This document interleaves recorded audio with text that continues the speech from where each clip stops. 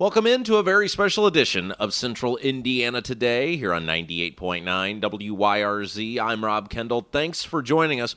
On the show today, we are going to speak with former governor of New Mexico and current Libertarian nominee for president, Gary Johnson. Governor Johnson in Indiana yesterday at Purdue University for a very meaningful and important conversation with former Indiana governor and now president of Purdue, Mitch Daniels. And we were very honored, or I was very honored, I should say, to have been asked to head up to Purdue and have an exclusive interview with Governor Gary Johnson. So we're going to dedicate the show today to Gary Johnson, his candidacy. Of course, Governor Johnson doing very well this year and kind enough to sit down and talk with us a little bit about his success in the polls. So without further ado, let's get right to it. Here's my conversation with Governor Gary Johnson.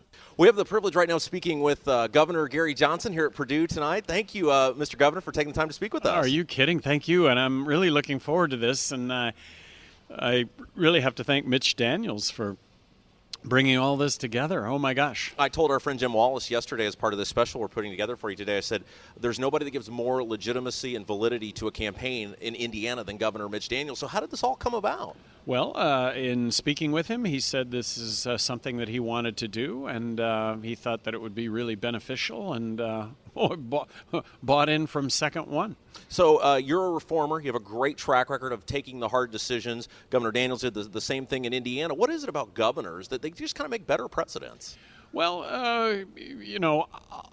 I'd like to make that pitch. I'd like to make the pitch that people that do make difficult decisions end up being judged, I think, positively. And in New Mexico, I wasn't a wallflower in New Mexico, and my running mate, Bill Weld, was not a wallflower in Massachusetts. We're small government guys, 2 terms each in heavily Democrat states. All right, so you're going to be the fittest guy to ever be president. I will be, yes. You'll be the most physically fit guy ever. Well, I do dedicate my life to that, so maybe I should be. Scaling Mount Everest, what is that like? Well, it was everything that you thought it would be. I mean, to stand on top of the planet, that's about as cool as it gets. I have had the good fortune to climb the highest mountain on each of the 7 continents, so that's been cool. My whole life's been about fitness. If I am not elected president, next summer I plan to ride the Divide, which is a 3,000-mile mountain bike race across the Continental Divide from Banff, Canada, to Antelope Wells, New Mexico. Now, again, our guest is Governor Gary Johnson. Do you wake up one day and say, I'm doing Mount Everest? Like, I wake up to the next day and I'm like, man, I got to go to the bank, I got to go to the grocery store. You wake up and say, I'm doing Mount Everest. I read the book 7 Summits by Dick Bass and Frank Wells in the 80s. And I thought, wow, this would be a great way to see the planet. And so started off with Mount McKinley was number 1 in 93, and then number 2 was Everest in 2003. All right, so let's talk about something big here. They got to let you in the debate. What is going on with this 2-party system keeping you out of the debates right now? Well, I've never had an issue with 15%, but there has not been one single poll where my name has appeared on the top line. If Mickey Mouse were on the top line, Mickey would be at 30 because Mickey's a known commodity. But Mickey's not on the ballot in all 50 states. We, the Libertarian nominees for president and vice president, myself and Bill Weld, we're the only third party on the ballot in all 50 states, which I think speaks volumes. So impressive. It's so amazing. What does it mean to be in the debate? Because I think a lot of people hear that and go, well, whatever. How important is it for, not just for the Libertarian Party or your campaign, but liberty in general and a good electoral process to have you in the debates? Well, right now, I think that 70% of America doesn't even know who we are. So being in the presidential debates, which is slated to have more viewership than the Super Bowl, there would be 100% of people in this country that would know who I am. And I think that bodes well. I think everything that I've done bodes well under the scrutiny that would go along with that.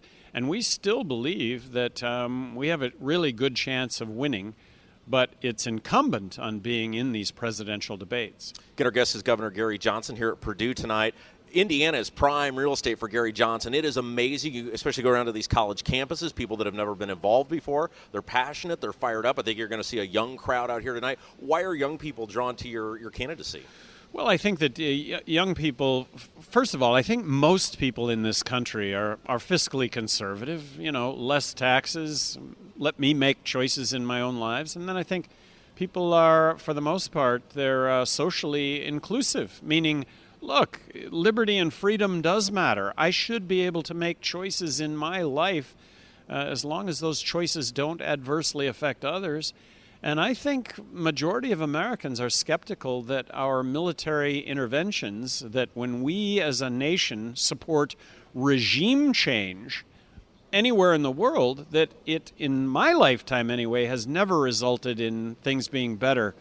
And in fact, they end up being worse. Our guest is Governor Gary Johnson. There are so many people out there cheering for you, not just young people, but people as a whole. Is it because of Gary Johnson, or are people just so sick of the two-party system, or is it a mixture of everything? I think that it is. I think it starts with just how unpopular the two of them are, just how polarizing they are, just how polarizing the two-party system has become.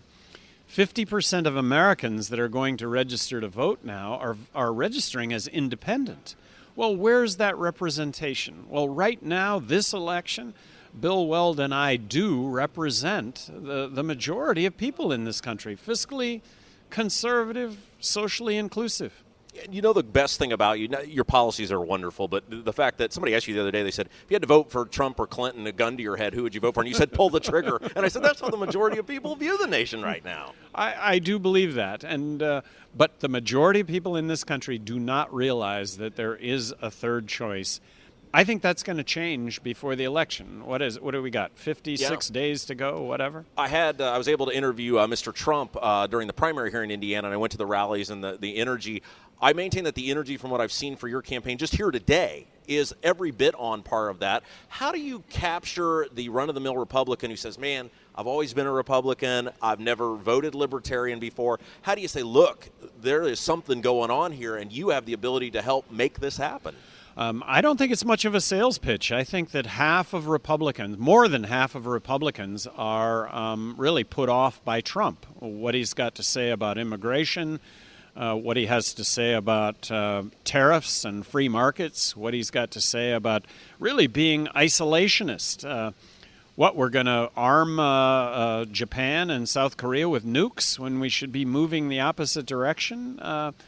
I think he alienates more than half of Republicans, and I think Hillary alienates more than half of Democrats, that it's all about bigger government, it's about higher taxes, and she's been the architect of our foreign policy, and this has been pay to play with the Clinton Foundation, and this is just a revelation that I've come to in the last really 1 month, that I've come to realize that all these high speaking fees that Bill Clinton was paid weren't for him having been president. It was because she was Secretary of State, and sweetheart deals got signed the next day. All right, and see, you missed all that money while you were being governor. The speaking tour is where it's at. One thing that a supporter told me after I left office is we were talking about pay to play, and I said, I never did any of that, zero of that.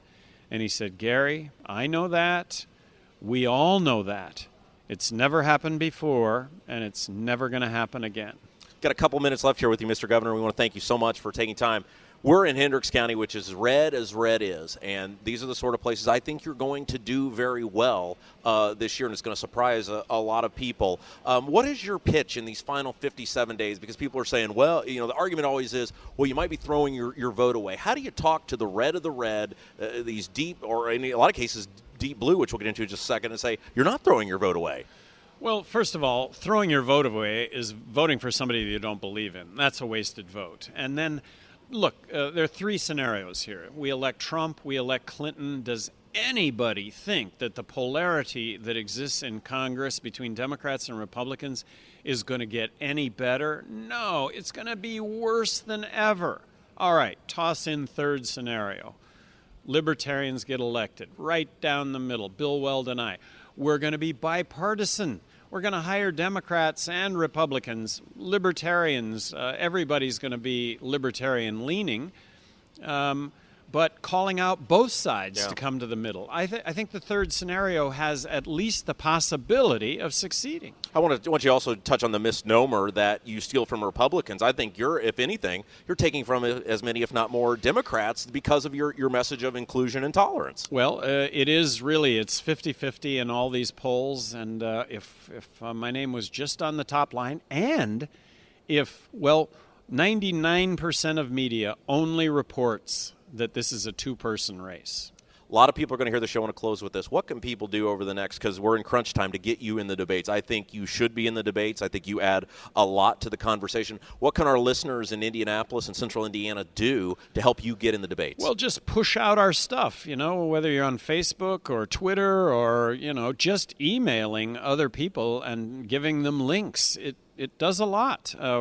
Right now, we're reaching 52 million people on social media, and that's up from 13 million just 4 weeks ago. So it's everybody pushing this stuff, and push it in any. If it's a phone call to your neighbor, hey, that works. If it's an email to all your friends.